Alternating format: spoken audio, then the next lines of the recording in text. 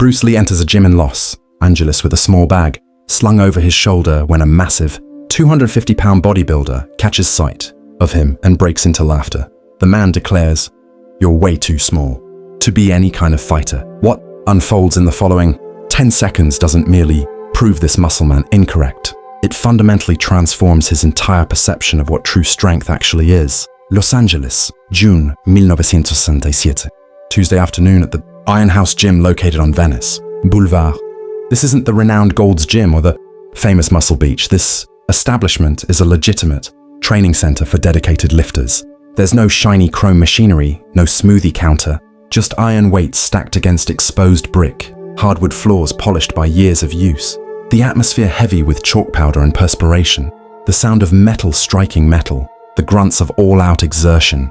This is the place where the largest, most powerful men in Los Angeles gather to test their limits. Bruce Lee enters through the substantial door. He's 26 years old, stands 5'7", weighs 135 pounds, dressed in black workout pants and a plain white shirt. According to bodybuilding measurements, he appears undersized, like someone who mistakenly entered the wrong facility. The gym contains about half its capacity, roughly 15 men, every single one of them large. The lightest probably weighs 190. These are men who define achievement by the weight they can hoist. Men who view someone of Bruce's stature as insignificant. Bruce makes his way to an unoccupied corner, places his bag down, begins his warm-up routine.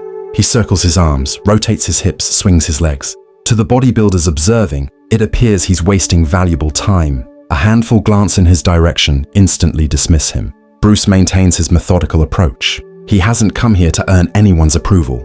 Following 10 minutes of preparation, Bruce begins his real training session, though it's nothing anyone anticipated.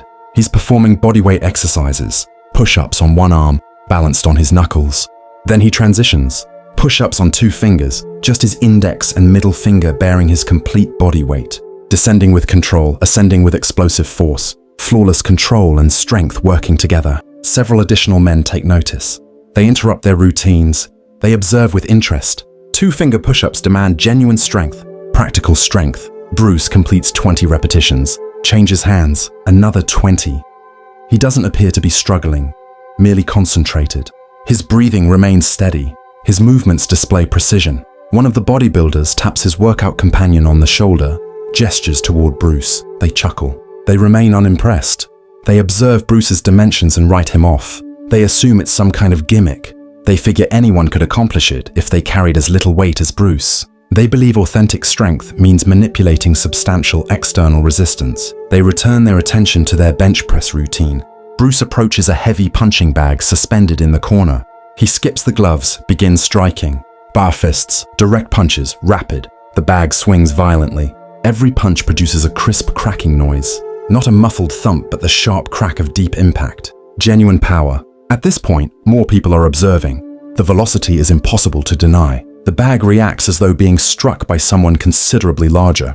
A few of the bodybuilders appear impressed against their better judgment. Others maintain their doubt. They attribute it to pure technique, not actual strength. They think Bruce possesses speed but lacks power. One of the bodybuilders approaches him. He's enormous, standing 6'2", weighing 250 pounds, with arms resembling tree limbs, a chest like a wine barrel, legs thickly muscled from countless heavy squats. His name is Mike. He's been working out at this facility for 8 years. He's competed in the Mr. California competition on 2 occasions. He finished 4th in both attempts. He came close to the top, but never quite reached it. Nevertheless, he commands respect here. He's recognized as among the strongest individuals around, capable of benching 400 pounds for multiple repetitions. He squats 600, he deadlifts 700. By every standard bodybuilding employs to evaluate strength, he's exceptional, elite level. Within his sphere, these numbers establish what strength represents, what possessing power means, what commands admiration. Mike positions himself near Bruce, his massive arms folded across his broad chest. Observing, waiting for Bruce to cease hitting the bag, Bruce senses the presence, feels someone's attention on him, but he continues. He completes his sequence, allows the bag to come to rest, uses his shirt to wipe perspiration from his brow, turns around, looks at Mike, remains silent, simply waits. His expression is neutral, neither aggressive nor welcoming, just attentive, prepared for whatever might follow. Mike inquires, "So what exactly are you training for?" His tone lacks curiosity. It conveys dismissal, a challenge. as if he's actually asking, "Why are you occupying space in this gym? What qualifies you to be here?" Bruce responds with composure, "I'm training for martial arts."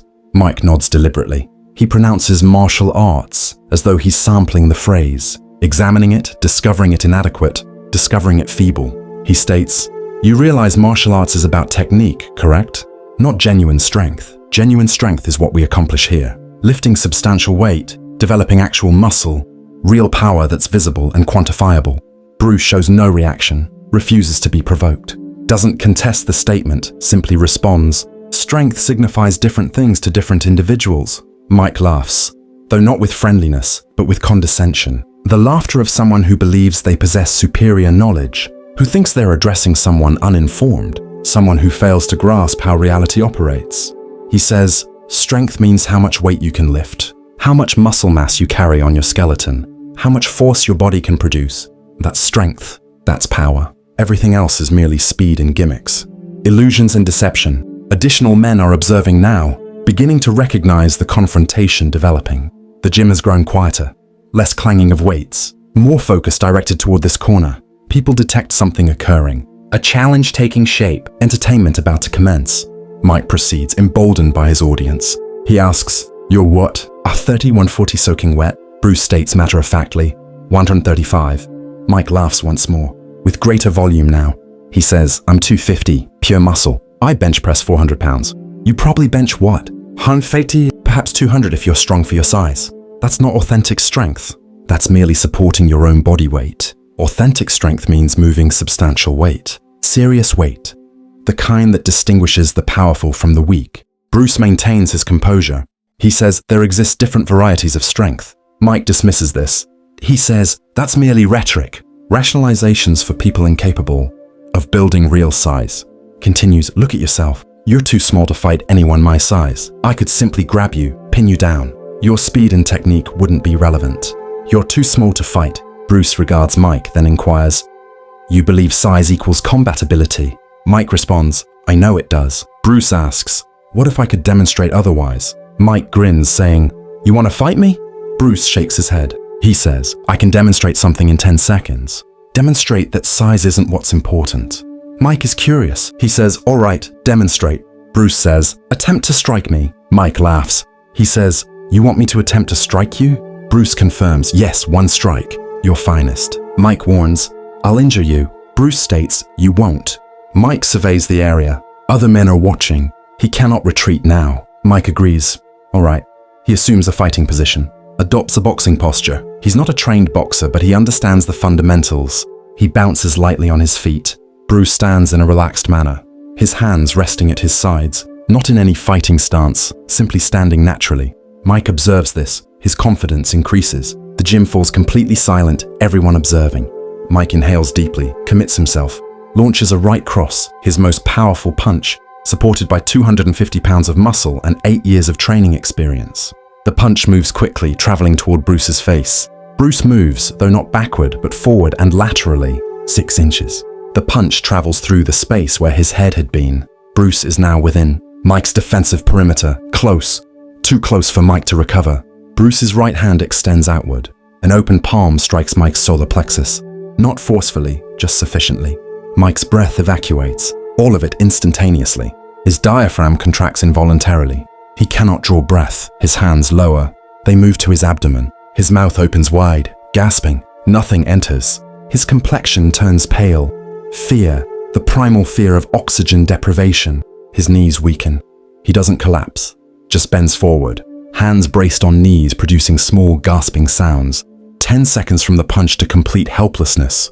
10 seconds to incapacitate a man who outweighs Bruce by more than 100 pounds. The gym is absolutely silent. Nobody shifts position. After 30 seconds pass, Mike's diaphragm recovers. Air returns, harsh, uncomfortable. He straightens gradually, looks at Bruce with bewilderment, disbelief. Bruce inquires if he's all right. Mike nods. He's unable to speak yet. Bruce explains, "What you just encountered is the distinction between strength and skill. You possess strength, considerable strength. You can manipulate weight. I cannot match that. But fighting isn't about manipulating weight.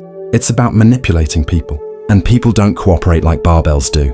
You delivered a solid punch, fast, powerful, But fighting isn't about connecting with your best punch. It's about preventing your opponent from connecting with theirs. It's about positioning, timing, comprehending how bodies function. I struck a nerve cluster that temporarily paralyzes respiration. It doesn't demand massive force, just accuracy. Mike discovers his voice. He says, "That's a trick." Bruce replies, "There are no tricks in combat. Only techniques that function and techniques that don't. What I executed functions. What you believe, that size equals fighting ability, doesn't function." Mike protests, but in an actual fight, Bruce interrupts, "I just accomplished it. In front of 15 witnesses, in 10 seconds. Mike has no response. Bruce continues, "I'm not attempting to humiliate you. I'm attempting to educate you. There's a distinction between gym strength and functional strength. You've constructed an impressive physique, but you've never learned how to employ it in combat." Bruce offers, "If you wish to learn, I can instruct you." Mike appears surprised. He asks, "You teach me after I said you were too small?" Bruce responds, "Yes, because you learned something in the previous 10 seconds. You learned you don't possess the knowledge you believed you possessed." That's the initial step toward genuine learning, humility. Most people never reach that point. You just did. Mike remains quiet for a moment, then says, "All right, teach me." Bruce says, "Not today. You need to recuperate. Your nervous system experienced a shock. Return home. Reflect on this. If you still wish to learn, visit my school next week." He hands Mike a business card. Junfan Kung Fu Institute in Oakland. Mike accepts the card, nods, still visibly shaken, but intrigued. 1 week later, Mike appears at Bruce's school in Oakland, anxious, feeling out of his element. The school differs from his gym, smaller in size, more concentrated, less about appearance and more about substance. Bruce observes him enter through the door, smiles, genuinely satisfied. He says, "You came. That requires genuine courage." Mike says quietly, "I want to comprehend what you did. Want to learn what I'm ignorant of." Bruce nods. He says, "Good. That's the correct attitude. Let's begin." Bruce doesn't commence with techniques, doesn't immediately start teaching punches or kicks or throws. He begins with concepts. The foundation. He explains the distinction between static strength and dynamic strength, between isolated muscle development and integrated body mechanics, between pure tension and relaxed power, between raw force and precise timing. Mike listens attentively, records notes in a small notebook he brought along, poses questions when he doesn't comprehend something. He's accustomed to instruction, accustomed to coaches explaining how to lift, how to pose, how to structure his nutrition for maximum muscle development. But this is different. This isn't about constructing size, it's about constructing capability, about making the body operate as a unified system rather than a collection of separate muscles. The training throughout the subsequent months proves deeply humbling for Mike. He recognizes quickly how much unnecessary tension he maintains in his body, how his years of bodybuilding have rendered him strong but inflexible, how his impressive size actually constitutes a limitation in ways he never contemplated. He's sluggish when changing positions, expends enormous quantities of energy, maintaining constant muscular tension even when it's unnecessary, broadcasts his movements obviously, because he's accustomed to maximum effort lifts where the preparation doesn't matter, where you simply grip and execute. Bruce works with him patiently, never ridiculing, never patronizing, just instructing, deconstructing his deeply established movement patterns, teaching him how to move efficiently, how to generate explosive power without excessive muscle activation, how to actually fight rather than merely appear capable of fighting. Throughout months, Mike transforms. Not physically. He remains 250 pounds, still enormous, still resembles a professional bodybuilder, but he moves differently now. More agile on his feet, quicker in transitions, more controlled in every action. He learns to utilize his size appropriately, not as something to depend on, but as an instrument to deploy strategically. Combined with proper technique, his natural size becomes devastating. He's still not as quick as Bruce, never will be. Bruce's speed is the result of a lifetime of training, but Mike becomes effective, dangerous, capable. A 250-pound man who can actually fight represents a serious problem for anyone. Mike becomes that problem. One day, Bruce tells Mike something significant. He says, "When we initially met, you dismissed me because I was small, but you were receptive enough to learn after being proven incorrect." That's uncommon. Most people's pride won't permit it. Mike asks why Bruce didn't humiliate him. Bruce says, "Because I've been dismissed too, told I'm too Chinese, too small, too different. I could have utilized that moment to feel superior. But that doesn't benefit anyone. Teaching you, benefits me, benefits everyone you'll eventually instruct." Bruce continues, "You'll return to your gym, inform them about what you learned. Some will dismiss it like you did initially, but some will come here. They'll learn, they'll teach others." That moment wasn't about proving you incorrect. It was about planting a seed. Years elapse. Mike integrates martial arts training, becomes recognized as the bodybuilder who can actually fight. When people inquire, he tells them about Bruce Lee, about 10 seconds that transformed his life. Some listen and believe, some pursue training. The seed continues expanding. In 1973, when Bruce passes away, Mike attends the funeral, observes hundreds of people, all influenced by Bruce, all transformed. Mike realizes he's part of a legacy. Bruce demonstrated that strength manifests in numerous forms, that 10 seconds can transform a lifetime. Mike trains for another 3 decades, transmits what Bruce taught him, not merely techniques, but philosophy, comprehension. When young bodybuilders dismiss martial artists, Mike shares his story with them. The ripple continues spreading. That's what 10 seconds created. Not merely one lesson, but a chain reaction of growth, of people learning their assumptions might be incorrect, of people discovering that being proven wrong represents the first step toward being better. Who have you dismissed based on their size, their appearance? What assumptions are you maintaining about strength and capability? Because 10 seconds is all it requires to prove those assumptions incorrect. Bruce gave Mike those 10 seconds, gave him a lesson he didn't realize he needed. Who needs your 10 seconds? Perhaps they're the ones who can teach you what you need to learn.